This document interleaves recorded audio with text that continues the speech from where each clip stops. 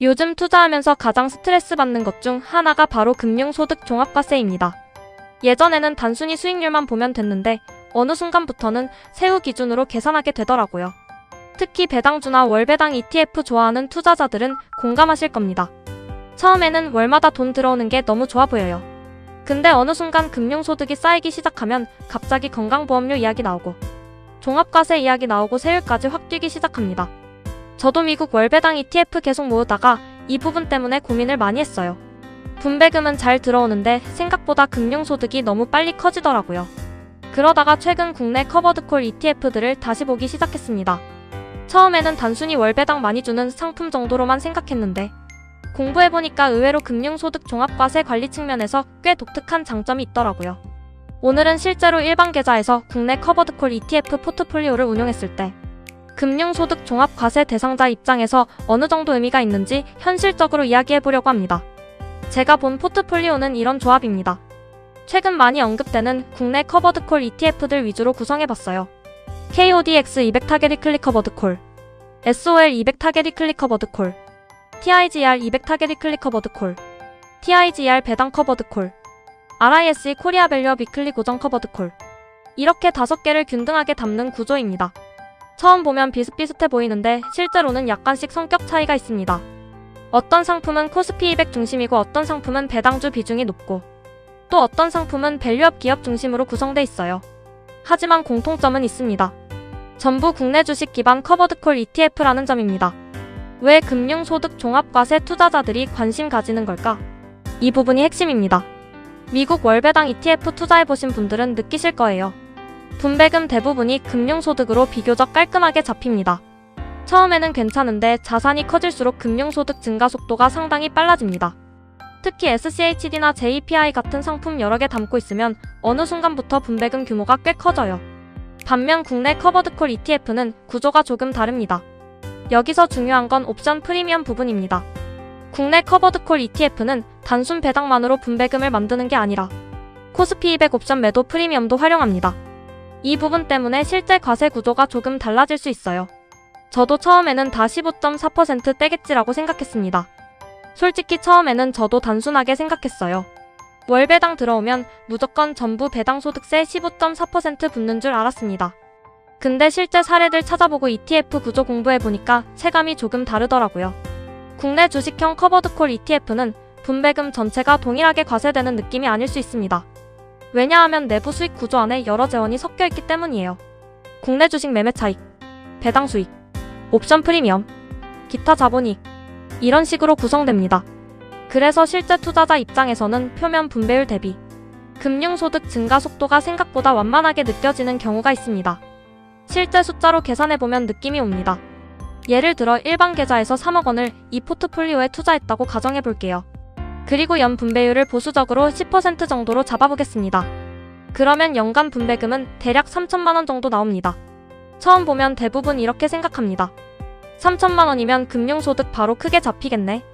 근데 실제로는 과세 잡히는 비율이 전부 동일하지 않을 수 있습니다. 예를 들어 분배금 중 일부만 금융소득으로 반영되는 구조가 나타날 수 있어요. 물론 해마다 달라질 수 있습니다. 하지만 투자자들 체감상으로는 전체 분배금 대비 실제 금융소득 증가폭이 상대적으로 낮게 느껴지는 사례들이 꽤 있습니다. 여기서 진짜 중요한 건 체감 실효세율입니다. 많은 분들이 명목세율만 보는데 실제 투자에서는 실효세율 체감이 훨씬 중요하더라고요. 예를 들어 연 분배율 10%라고 해도 전체가 동일하게 과세되는 게 아니라면 실제 세후 현금 흐름은 생각보다 괜찮게 유지될 수 있습니다.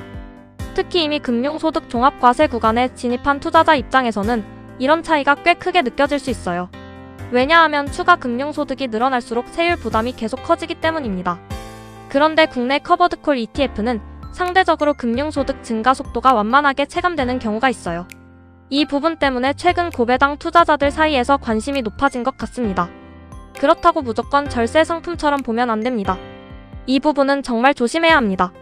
국내 커버드콜은 거의 비과세처럼 말하는 경우도 있는데 그건 위험한 접근 같아요. 실제 과세 비율은 매년 달라질 수 있습니다. ETF 내부에서 어떤 재원으로 분배했는지에 따라 차이가 생기고 시장 상황 따라 달라지기도 해요. 특히 배당 시즌에는 금융소득으로 잡히는 비중이 높아질 수도 있습니다. 그래서 완전한 절세 상품 개념으로 접근하면 안 됩니다. 다만 중요한 건 상대 비교입니다. 미국 월배당 ETF 대비 금융소득 증가 속도가 상대적으로 완만하게 느껴질 가능성이 있다는 점이 핵심이에요. 하락장에서는 생각보다 버텨주는 느낌도 있습니다. 제가 국내 커버드콜 ETF 공부하면서 느낀 장점 중 하나는 하락장 방어였습니다. 물론 금융위기급 폭락에서는 같이 빠집니다. 이건 어쩔 수 없어요. 하지만 완만한 하락장이나 박스권에서는 의외로 안정감이 느껴질 수 있습니다. 왜냐하면 옵션 프리미엄 수익이 계속 들어오기 때문입니다. 예를 들어 코스피가 마이너스 5% 정도 빠지는 시장에서도 분배금이 어느 정도 손실을 상쇄해줄 수 있어요. 그래서 현금 흐름 중심 투자자들은 심리적으로 버티기 편하다고 느끼는 경우가 많습니다. 대신 강세장에서는 답답할 수도 있습니다. 반대로 시장이 강하게 상승하면 커버드콜 ETF는 상대적으로 아쉬울 수 있습니다. 왜냐하면 상승 수익 일부를 옵션 매도로 이미 포기했기 때문입니다.